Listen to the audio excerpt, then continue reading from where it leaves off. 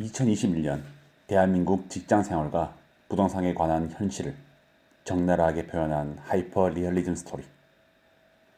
안녕하세요. 사서 K입니다.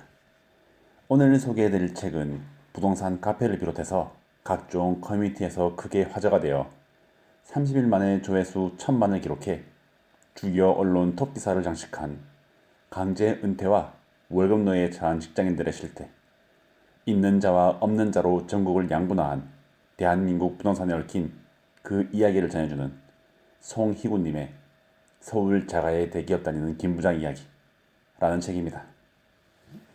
어딘지 명확히는 알지 못하지만 온라인에 올린 글이 화제가 되어 단행본으로 수록된 책.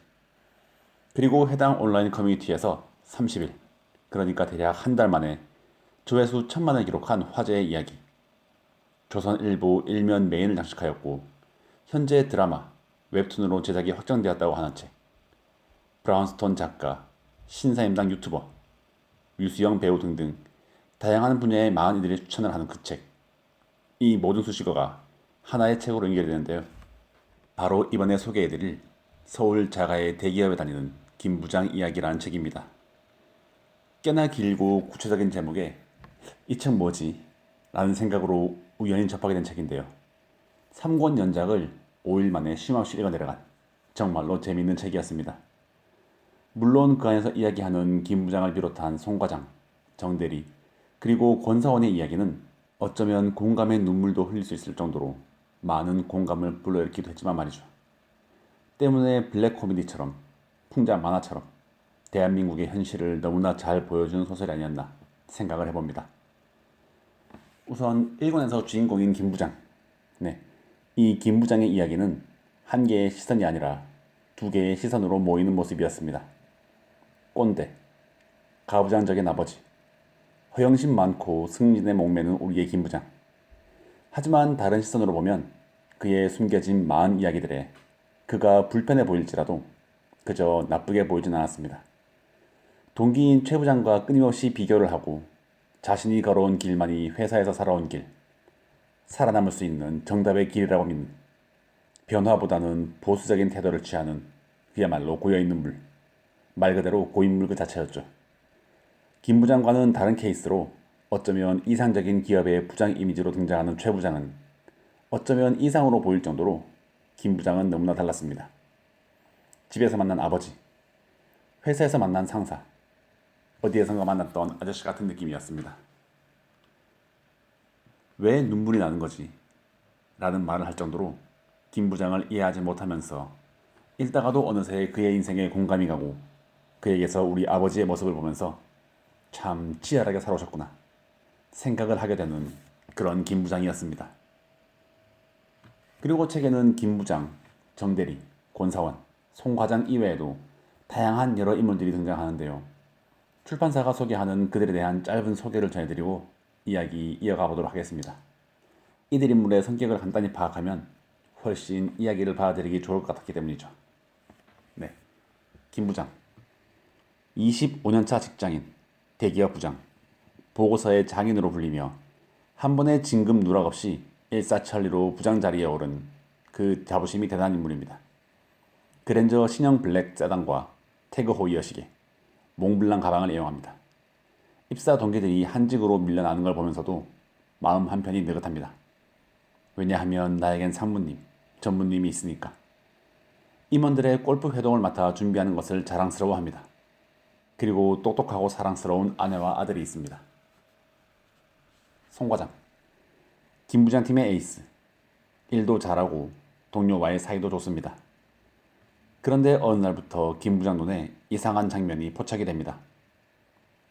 새벽마다 출근해서 무슨 책을 읽는 것 같더니 상무부터 옆팀 최 부장까지 자꾸 송 과장을 따로 불러내어 뭔가를 쑥덕거립니다. 최 부장의 재개발 아파트부터 상무의 재건축 아파트까지 모두 송 과장의 입김이 배어있다는 소문이 있습니다. 정 대리, 새로 뽑은 BMW와 와인과 인스타를 좋아하는 재기발랄한 젊은이, 일은 꽤 잘하는 편입니다. 김 부장의 꼰대질을 유연하게 받아주는 유들유들한 청년, 강남 파라콘 출신인 것으로 알려져 있는데 가끔 경상도 사투리가 튀어나옵니다. 권사원, 팀의 막내, 올해 3년 차다. 당차게 맡은 일을 잘 해냅니다. 남들이 부러워하는 대기업에 입사했지만 불쑥불쑥 회사 생활에 대한 의구심이 듭니다. 결혼을 앞두고 신혼집을 구하는 문제로 고민이 많습니다. 최 부장, 김 부장의 옆팀 부장, 최 부장 역시 진급 누락 없이 부장 자리에 올랐습니다. 팔 힘으로 쾅쾅 트렁크를 닫아야 하는 오래된 차를 끌고 있습니다. 김 부장의 표현에 따르면 늘 꾀저재한 차림입니다. 얼마 전에 아파트 커뮤니티 내에 골프장이 있는 새 아파트로 이사를 해 김 부장의 분노를 샀습니다. 박 사장, 송 과장이 토지 투자에 뛰어든 당시에 만난 투자의 고수. 송 과장이 글로 배운 토지 투자 이론에 실질적인 가르침과 인생 교훈을 더해준 첫 인생 멘토입니다. 옷차림은 후줄근 그 자체인데 차는 벤츠 S클래스를 몰고 다닙니다. 설렘 버핏, 송 과장의 친구, 여의도 인생 10년이 넘은 증권맨입니다. 송 과장이 토지 투자에 전념했다면 설렘 버핏은 주식은 물론이고 주택 투자에 일각에는 있습니다. 송 과장이 생애 첫 아파트를 매입하기 전 설렘 버핏을 찾아가 상담을 합니다. 그리고 이어지는 두 권의 주인공인 정대리와 권사원, 대리와 사원급으로 어쩌면 MZ세대의 대표인물로 표현되는 두 인물이지만 그 둘의 모습은 상반적인 모습으로 보입니다. 성실하고 고민이 많고 송 과장에게 고민을 털어놓고 그 모습에 대해서 진중하게 생각해보는 권사원에 비해 유들유들 분위기를 잘 이끌어가지만 어쩌면 허세가 가득한 대기업 대리로 남부럽지 않은 모습이지만 사치스러운 소비 속에 결혼 전부터 삐걱이고 결혼 이후에도 결국은 안 좋은 모습을 보이고 마는 정대리. 이들의 모습은 바로 우리들의 모습이었습니다. 저는 지금 송 과장에 가까운 위치의 나이이고 주변 친구들도 과장, 팀장을 달고 있는 실정이지만 제가 독일에 나오기 전에 대리까지만 사회생활해서인지 정대리의 모습이 많이 와닿았던 것 같습니다. SNS에서 보여주는 모습을 내 모습이라 생각하고 SNS에 목숨을 걸고 보여주는 모습, 그러니까 명품 옷, 명품 시계, 독삼사로 대표되는 외제차까지 더불어 욜로를 외치며 일시적인 즐거움을 끝없이 추구하는 그의 모습에서 이해할 수 없는 이야기가 많았습니다. 하지만 그의 이야기 속에서 강남 8학군 출신이지만 그 안에서도 끊임없는 비교를 어쩔 수 없이 하게 되고 끊어진 사다리를 스스로 느끼게 되면서 자신의 8학군 친구들과 스스로를 비교하며 그들에게서 뒤처지지 않으려 치열하게 살아가는 모습. 그의 모습도 결국에는 안타까움으로 남았습니다. 그리고 권사원은 어쩌면 임시완 배우가 연기했던 미생의 장그래처럼 현실의 벽 앞에서 고민하는, 이상과 현실 앞에서 고민하는 이야기를 잘 전달해주고 있습니다. 그리고 이 이야기의 마지막은 송 과장의 이야기에서 끝나게 됩니다. 어쩌면 송희구 작가님 본인이 송 과장이고 본인의 이야기가 송 과장의 이야기가 아닐까 싶었습니다. 송 과장은 투자의 고수로 등장하고 사원부터 전무에 이르기까지 다양한 이들의 부동산 멘토로서 등장하는 송 과장인데요. 때문에 많은 이들이 기다려왔던 편이라고 합니다. 마지막 3편인 송 과장 편에서는 어린 시절 가난의 울타리에서 벗어난 송 과장의 모습, 30대의 어린 나이에 경제적 자유를 이룬 이야기까지 인생 업그레이드를 위한 그의 치열했던 이야기가 전해집니다. 송 과장이라는 인물은 어쩌면 이상적인 인물로 표현이 되기도 하지만 어쩌면 김 부장의 꼰대질과 MZ 정대리와 권사원 사이에 낀 세대로 밑에서 치이고 위에서도 까이는 가장 힘든 자리일 수 있을 것 같습니다. 하지만 너무나 이상적인 모습으로 등장하는 송 과장은 실제 어려서부터 어려움을 많이 겪었던, 앞서도 이야기했던 집안의 가난, 정신질환 속에서 자신감을 잃고 하키코모리였던 그의 이야기. 그러나 하나씩 하나씩 천천히 성장하며 책을 읽고 직접 발로 뛰며 투자하는 그의 모습. 이상적이지만 흔들리는, 치열했던 그의 모습을 볼 수 있었습니다.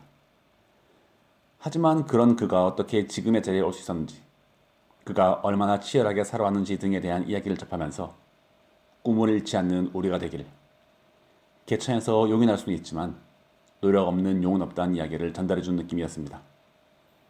이렇게 김 부장에서 정대리, 권사원, 그리고 송 과장, 더불어 전무와 최 부장 등 서울 대기업으로 표현되는 이 회사 내에서 등장한 인물들과 그들의 가정에서 함께 이야기가 전개되는 가족들의 이야기에서 만나는 다양한 인물들. 그들 인물 하나하나의 모습에서 우리의 모습을 볼 수 있었고, 어쩌면 우리가 어떤 모습이 되어야 할지, 혹은 지금의 나는 어떤 모습으로 누군가에게 보여질지 등 다양한 시선으로 인물 하나하나를 만나볼 수 있는 시간이었습니다. 저는 웬만해서는 시리즈 연작이라고 해도 이어서 읽는 경우가 잘 없는데요. 그럼에도 불구하고 5일 만에 3권을 끝낼 정도로 정말 재미있게 읽었던 그 책이었습니다. 서울 자가의 대기업 다니는 김부장 이야기. 여러분께 우리의 김부장을 소개해드립니다. 네, 오늘도 들어주셔서 감사드립니다. 더불어 사서K의 책 소개가 재미있으셨다면 좋아요, 구독, 알림 설정으로 사서K가 매주 들려드리는 다양한 책들과 만나실 수 있습니다.